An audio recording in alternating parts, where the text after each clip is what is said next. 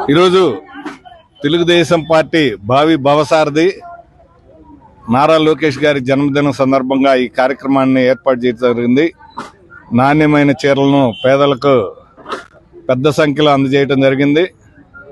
ఈరోజు నారా లోకేష్ గారు ఏదో రాజకీయ వారసత్వం అనేది కాకుండా పేద ప్రజలకు సేవ చేయటం, కార్యకర్తలకు అండగా ఉండటం, కోటి సభ్యత్వాలు సేకరించడం, కార్యకర్తలు కూడా మా భవిష్యత్తు ఏదైతే ఉందో అది నారా లోకేష్ గారితో చంద్రబాబు నాయుడు గారి తర్వాత అని డిసైడ్ చేయటం, అలాగనే పాదయాత్రతోటి ఎన్నో కష్ట నష్టాలను చవిచూసి ఎన్నో ఇబ్బందుల్ని ఎదుర్కొని తెలుగుదేశం పార్టీ ఒక దశలో నిస్తేజంగా ఉన్న స్థితిలో ఉరకలెత్తిచ్చి యువతని తెలుగుదేశం పార్టీ ఖచ్చితంగా గెలవబోతుంది అత్యధిక మెజార్టీతోటి అని నిరూపించిన ఇది ఒక 4-5 నెలల ముందే నిరూపించిన ఏకైక వ్యక్తి మన నారా లోకేష్ గారు.